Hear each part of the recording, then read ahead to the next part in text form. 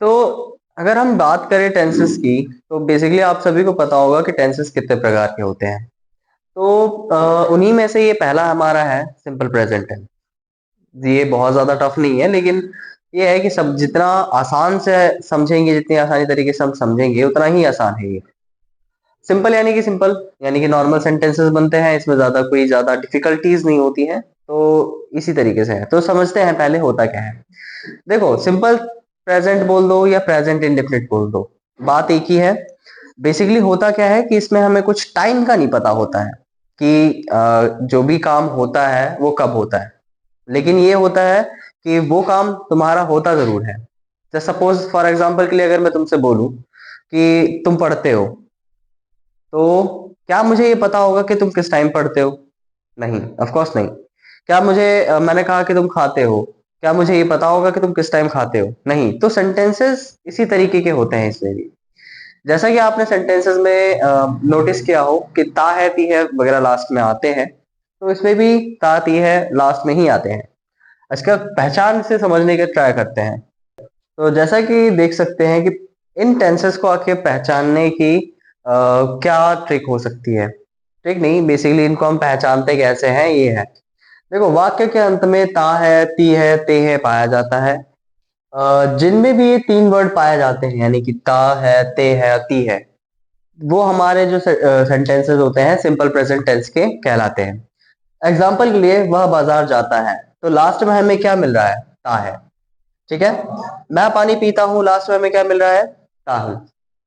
हम क्रिकेट खेलने जाते हैं, लास्ट में ता है मिल रहा है। यानी कि बेसिकली इसमें काम होता है, लेकिन वो किस समय होता है ये नहीं पता होता। सेंटेंसेस आई मीन किस अगर आपके पास सेंटेंसेस ऐसे आते हैं और आपको पहचानना हो बेसिकली हम किस तरीके से पहचाने, तो ये एक सिंपल सा तरीका है जिस तरीके से आप पहचान सकते हैं कि अब एक और इनके अलावा भी कई एग्जांपल्स हम देख सकते हैं। जैसे मैं पढ़ाता हूँ, ठीक। जैसे मैं लिखता हूँ, मैं इंग्लिश पढ़ाता हूँ।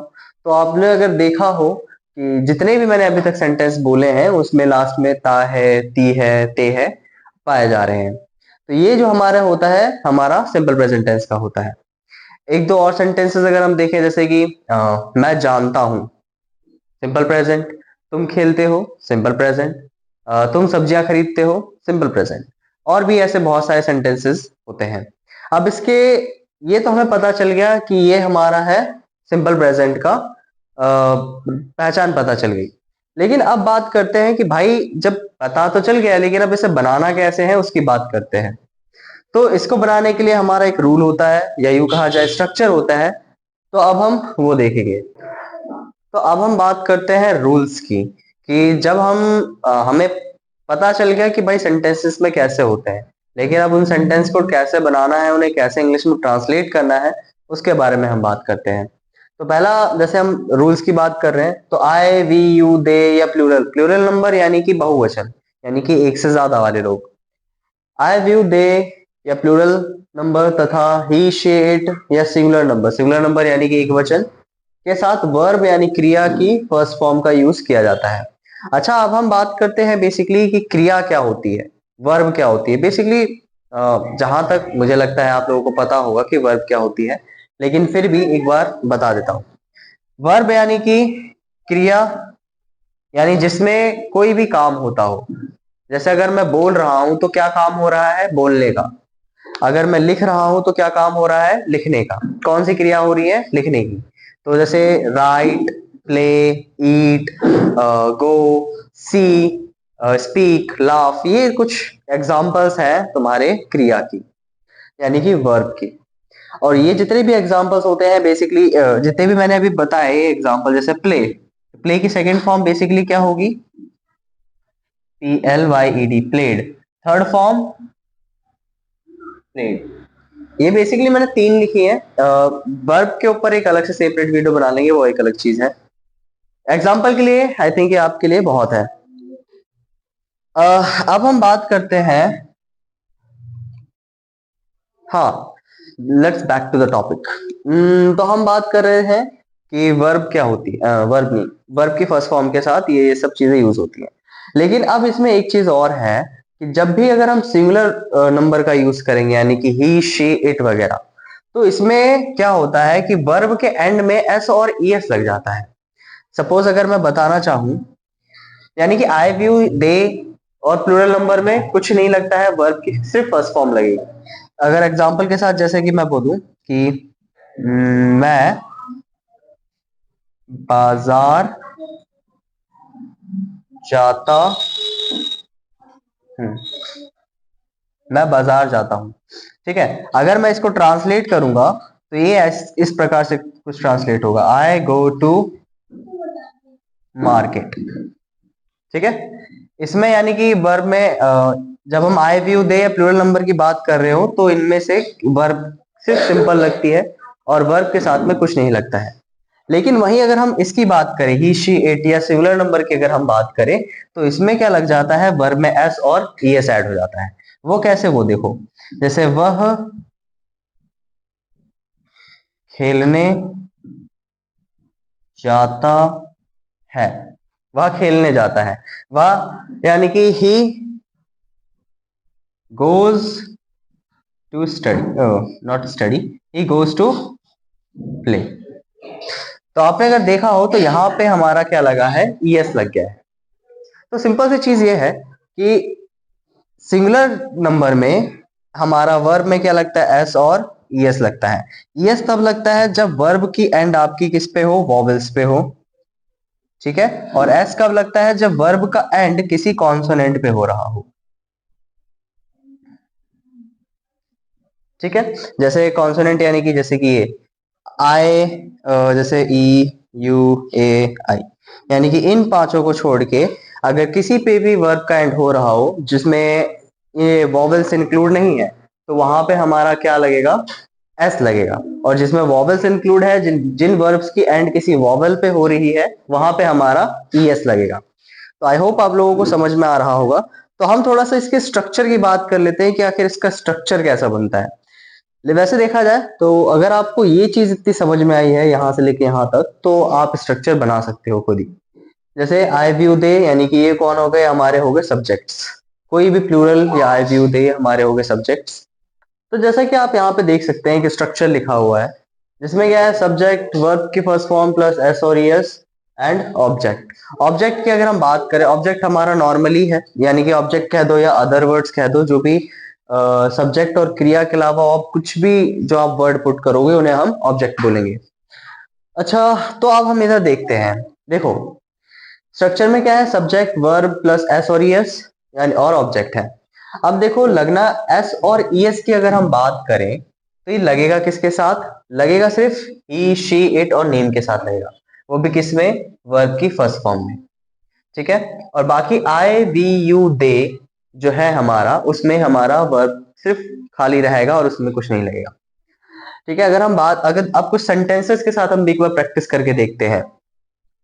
पहले हम स्ट्रक्चर जान लेते हैं। ये होता है हमारा अफर्मेटिव का स्ट्रक्चर होता है। अफर्मेटिव यानी कि भाई जो हमारे नॉर्मल सेंटेंसेस बनते हैं। ठीक है, एक होता है हमारा negative.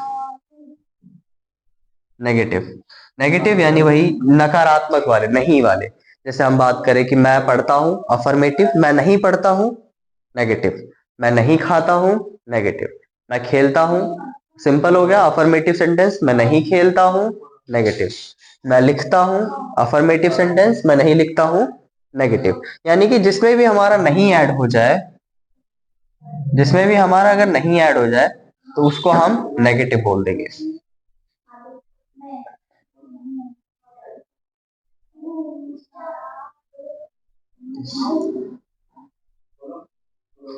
Subject plus do not या डज नॉट, एक साथ में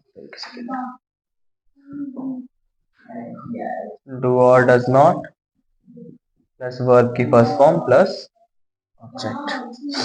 अब देखना, यह हमारा एक नेगेटिव का स्ट्रक्चर है। अगर अब आप ये सोच रहे होंगे कि आखिर इसमें डू और डज नॉट कैसे आ गया, यहाँ पे खाली नॉट भी आ सकता था। लेकिन अगर मैं बताऊं तो यहाँ पे हमारा डू और does as a helping verb काम कर रहा है कि आखिर हम खाली तो नहीं लगा सकते हैं, तो उसके लिए हमें कुछ लगाना होगा। तो एज हमने हेल्पिंग वर्ब इसको डू और डज को यहाँ पे हमने रख लिया है। डू और डज में भी एस और एस वाला हमारा वो ऐड हो रहा है। डू किसके साथ लगेगा? सिंपल वर्ब, यानी कि आई भी उदय के साथ हम डू का यूज करेंगे, डू नॉट का यूज करेंगे, और डज हम ही शीट के साथ यूज करेंगे। अभी तो शायद ऐसा बहुत ज्यादा कॉम्प्लिकेटेड लग रहा हो, लेकिन हम जब स्ट्रक्चर अभी सेंटेंस बनाएंगे स्ट्रक्चर के थ्रू, तब हमें समझ में आएगा। चलो दो एग्जांपल लेके ही देख लेते हैं। तो जैसे कि यहाँ पे कुछ सेंटेंसेस लिखे हैं जो अफर्मेटिव के हैं, यानी कि सिंपल वाले जिसमें नॉट नहीं लगते हैं उसके, तो देखना और आराम से समझना। देखो सब्जेक्ट जैसे मैंने बताया, सब्जेक्ट कौन होंगे, यानी कि ये सारे क्या है आपके सब्जेक्ट हैं। यानी कि आई का मतलब मैं, वी का मतलब हम, यू का मतलब तुम, दे का मतलब वे, ही का मतलब वह बट किसी लड़के के लिए, शी का मतलब वह बट किसी लड़की के लिए। ठीक है, बाकी इट और नेम का मतलब आपको पता ही होगा। अब देखो इसमें अब बात करते हैं, मैं इंग्लिश बोलता हूं, तो मैं कौन हुआ, यानी काम करने वाला कौन हुआ, करता कौन हुआ, यानी कि मैं, यानी कि आई। ठीक है, तो आई ये हमारा कंप्लीट। अब हम बात करते हैं वर्ब की। तो वर्ब इसमें क्या हो गई, इंग्लिश कोई वर्ब है आपकी? नहीं। इंग्लिश कोई वर्ब है? नहीं। बोलना कोई वर्ब हुआ? आप एक बार खुद देख ट्राई करके देखो, जब आप बोलते हो तो आपके मुंह हिलता है ना, आप क्रिया करते हो, तो बोलना क्या हुआ, आपकी वर्ब हुई। तो आई स्पीक, यानी बोलना, यानी कि स्पीक क्या बोलता है भाई, इंग्लिश। ऑब्जेक्ट क्या हुआ हमारा, इंग्लिश। I speak English. अच्छा, अब यहाँ पे आप सोच रहे होंगे कि आखिर इसमें ये एस और ई एस नाम की बला क्यों नहीं लगी। तो भाई एस और ई एस हमारा कब लग रहा है, जब हम इसकी बात कर रहे हो, यानी कि सिंगुलर की बात कर रहे हो। समझ में आया? ऊपर एस और ई एस नहीं लग रहा है, जैसे कि आप यहाँ पे देख सकते हो, खाली वर्ब है, यानी खाली वर्ब की फर्स्ट फॉर्म है, और कुछ नहीं लग रहा है, यानी उसमें कुछ नहीं लगेगा। ठीक है, एक और एग्जांपल देख लेते हैं। हम क्रिकेट खेलने जाते हैं, हम क्रिकेट खेलने जाते हैं, हम का मतलब क्या होता है, वी। हम का मतलब वी, यानी कि वी। अब फिर से वही, क्रिकेट खेलने जाते हैं, इसमें क्रिया क्या है, खेलना कि जाना। बेसिकली देखा जाए तो दोनों ही क्रिया है, लेकिन हम लेंगे किसको, जो पीछे से स्टार्ट हो रही हो। ठीक है, क्योंकि हमेशा ध्यान रखना, देखो ये हमारा सब्जेक्ट है, सब्जेक्ट करने के बाद हमारा आ रहा है वर्ब। ठीक है, सेकंड नंबर पे कौन सी आ रही है, वर्ब आ रही है। तो भाई सब्जेक्ट तो हमारा कंप्लीट हो गया, अब बात करते हैं वर्ब की। यहाँ पे दो दो वर्ब है। ठीक है, तो वर्ब हमें लास्ट वाला लेना है, जो लास्ट के एंड में सबसे पहले हो। ठीक है, यानी कि सब्जेक्ट वर्ब क्या हो गया हमारा, जाना। तो गो वी गो टू कहा जा रहे हैं हम, खेलने, क्या खेलने जा रहे हैं, cricket. So we go to play cricket. ठीक है, इसी तरीके से हम लास्ट वाला भी देखते हैं। वे, वे का मतलब बेसिकली क्या होता है, दे। तो दे, वही सेम चीज है। वर्ब क्या है हमारी, पीना। तो पीना मतलब ड्रिंक, दे ड्रिंक। क्या पीते हैं, पानी, यानी कि ऑब्जेक्ट। तो दे ड्रिंक वाटर। वह कपड़े धोता है, वह कपड़े धोता है। वह, अब देखो यहाँ पे वह कौन है, सिंगुलर है, यानी किसी लड़के की बात हो रही है। वह कपड़े धोता है, तो वह हमारा हुआ ही, क्योंकि धोता है तो यानी कि लड़का हुआ। अब क्या है, वर्ब देखो, इसमें वर्ब क्या है, धोना। ठीक है, धोना, तो धोना मतलब वॉश, है ना, अब वॉश। अब क्या हुआ, अब देखो इसमें क्या है, एस और एस लग रहा है ना, एस और एस लग रहा है। तो अब जब यहाँ पे हमने रूल में एस और एस लगा रखा है, तो वर्ब में हम यहाँ पे क्या कर देंगे, एस और एस लगा देंगे। तो ही वॉशेस, क्या वो धोता है, कपड़े, यानी कि ही वॉशेस क्लोथ्स। ठीक है, समझ में आया?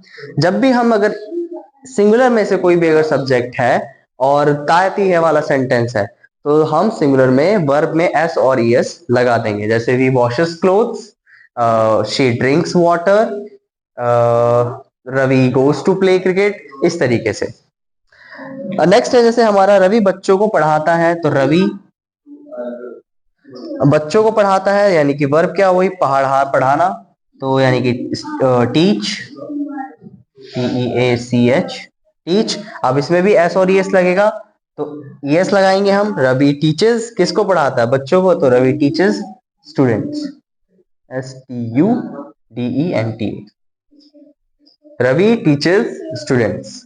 ठीक है, आया समझ? आई होप आपको समझ में आ रहा होगा। अब सेम इसी प्रकार हम नेगेटिव की तरफ देखते हैं कि ये तो हमारे हो गए कुछ सिंपल के सेंटेंसेस। ठीक है, Ravi teach students and Ravi goes to play, Ravi drinks water, etcetera etcetera. अब हम बात करते हैं नेगेटिव की तरफ में कि ये तो भाई हमारा अफर्मेटिव का स्ट्रक्चर था। अब हम बात करते हैं नेगेटिव की, उसमें आखिर स्ट्रक्चर में क्या बदलाव आएगा। जैसे मैंने बताया डू और डज लगेगा, तो सेम आपको एक आइडिया हो गया होगा कि डू किनके साथ लगेगा और डज किसके साथ लगेगा, बस। तो देखो, जैसे ये हमारा लिखा हुआ है नेगेटिव का स्ट्रक्चर। नेगेटिव वही नहीं वाले सेंटेंसेस, जैसे वह खेलने नहीं जाता है, मुझे इसके बारे में नहीं पता है, मैं तुम्हें नहीं जानता हूं। ये है हमारे कैसे नेगेटिव के सेंटेंसेस हैं जिसमें नहीं ऐड हो रहे हैं। अच्छा, अब देखना, यहाँ पे ये चीज लिखा हुआ है डू और डज, डू और डज नॉट। डू और डज नॉट जैसे मैंने आपको बताया, हमने एक एज अ हेल्पिंग वर्ब की तरह हमने यूज किया है।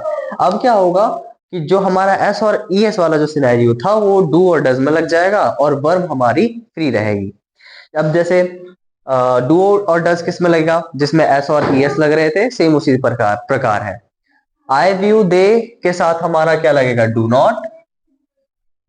और ही शी इट या किसी भी नाम के साथ हमारा क्या लगेगा? Does not. ठीक है, हो गया क्लियर? अब इसी प्रकार हम इसको बना के देखते हैं।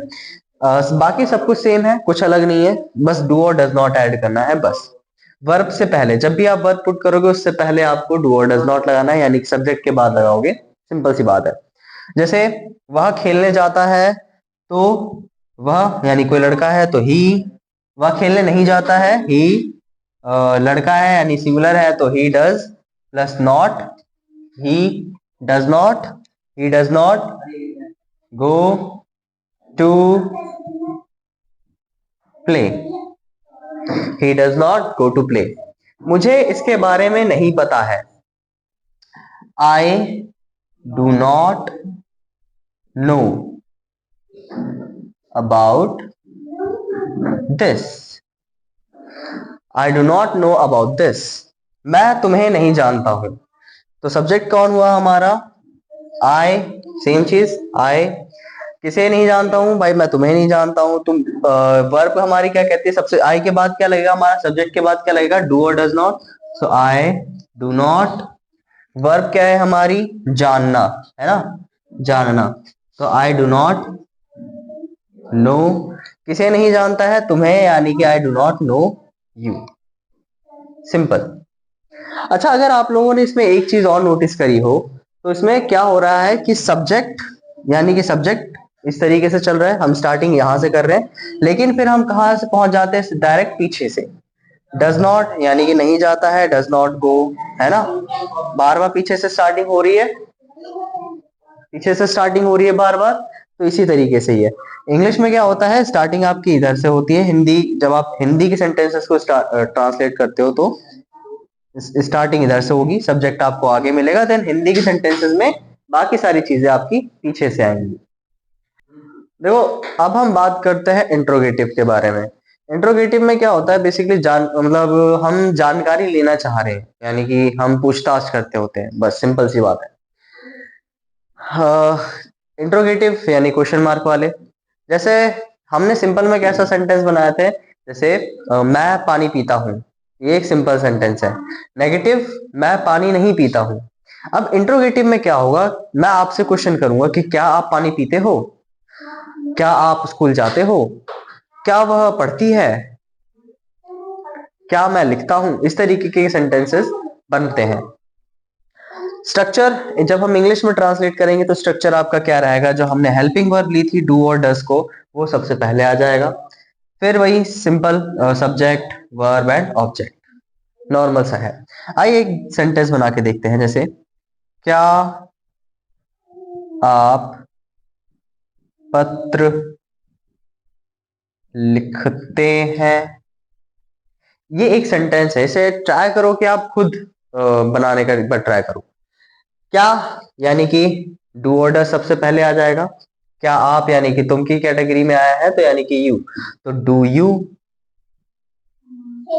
ठीक है, सब्जेक्ट हो गया आपका, क्या भी मतलब हेल्पिंग वर्ब भी आ गई, आपने सब्जेक्ट भी कंप्लीट कर दिया। अब बात किसकी हो रही है, वर्ब की हो रही है। तो वर्ब कहाँ है, पत्र आपका कोई वर्ब है नहीं, तो वर्ब क्या है, लिखना। तो डू यू राइट, क्या लिख रहा है भाई, और लेटर यानी कि ऑब्जेक्ट।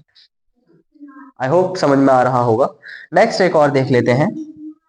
क्या मैं इंग्लिश बोलता हूं, बोलता हूं। सेम वही, क्या के लिए क्या यूज करेंगे हम, डू, क्योंकि यहाँ पे मैं है यानी कि आई व्यू दे है, तो इसके लिए हम क्या यूज करेंगे, डू सबसे पहले। तो डू आई, डू आई किसकी बात होगी अब, वर्ब की, तो डू आई स्पीक, वर्ब यानी कि ये।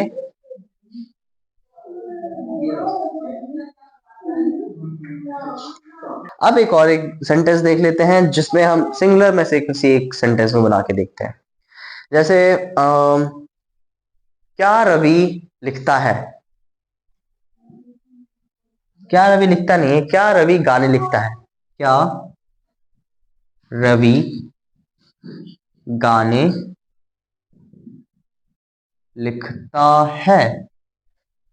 जब हमने तुम और मैं के लिए यानी कि जब हम इसका यूज कर रहे थे तो हम बार बार डू लगा रहे थे। अब किसका आया है, किसी नाम का या सिंगुलर में से जब अब आएगा तो हम क्या यूज करेंगे, डज। तो डज क्या के लिए हम क्या यूज करेंगे, डज, देन उसके बाद सब्जेक्ट डज रवि, वर्ब क्या है, लिखना, डज रवि राइट, क्या लिखता है, गाना यानी कि songs, does Ravi write songs, ये खाली सॉन्ग भी लिख दो। ठीक है, एक और देख लेते हैं। क्या रवि बाजार जाता है, तो does Ravi go to market, बस सिंपल हो गया। तो ये था आपका इंट्रोगेटिव। तो अभी जो हमने पढ़ा था वो बेसिकली था सिंपल इंट्रोगेटिव था, मतलब इंट्रोगेटिव सेंटेंसेस थे जिसमें हमारा क्या सबसे आगे आ रहा था, जैसे क्या मैं पढ़ता हूँ, क्या तुम पानी पीते हो, क्या वह जाता है ना, इस तरीके से। अब जो हम बात करने जा रहे हैं वो है हमारा डबल इंट्रोगेटिव। डबल इंट्रोगेटिव में क्या होता है, अच्छा अब ना एक डिफरेंस समझना, कि जो हमारा इंट्रोगेटिव यानी कि ये जो इंट्रोगेटिव वाले सेंटेंसेस होते हैं, जैसे जिसमें आता है क्या सबसे पहले आता है, क्या वह बोलती है। ठीक है, और जो हमारा डबल इंट्रोगेटिव वाला जो सेंटेंस है, जैसे वह क्या बोलती है। ठीक है, अब इन दोनों सेंटेंसेस में थोड़ा सा डिफरेंस समझना, कि जो इंट्रोगेटिव वाले सेंटेंसेस होते हैं इनमें क्या होता है, डू आगे लग जाएगा, डू और डज आगे लग जाएगा और आपका सेंटेंस बन जाता है। जैसे डज शी स्पीक, है ना, डज शी ईट, इस तरीके से। और जब आंसर आगे देने की बात आती है तो यस और नो के बाद हमारा सिंपल सेंटेंस में आंसर आ जाता है। अगर हम वही बात करें डबल इंट्रोगेटिव की, तो डबल इंट्रोगेटिव में क्या होता है कि थोड़ा डिटेलिंग में जाना पड़ता है बेसिकली। तो इसमें हमारा जो स्ट्रक्चर बनता है वो कैसा बनता है, डब्ल्यू एच फैमिली के साथ। यानी कि डब्ल्यू एच फैमिली अगर हम आगे लगा देंगे तो हमारा डबल इंट्रोगेटिव बन गया, और डब्ल्यू एच फैमिली अगर हम हटा देते हैं तो हमारा इंट्रोगेटिव और डबल इंट्रोगेटिव सेम सेम सा होता है। तो डब्ल्यू एच फैमिली के साथ ही हमारा डबल इंट्रोगेटिव होता है।